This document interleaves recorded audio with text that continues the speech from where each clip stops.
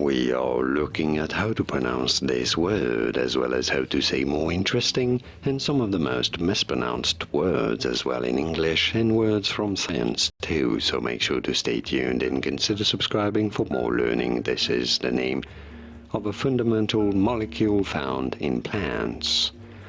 How do you say it though? It is generally said as cellulose, cellulose.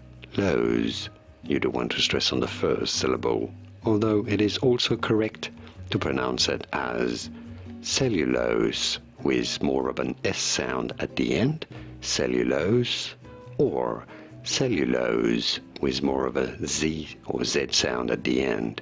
So cellulose or cellulose. And now you know. Here are more videos on how to pronounce more interesting words and names whose pronunciations aren't always obvious. I'll see you there to learn more. Thanks for watching.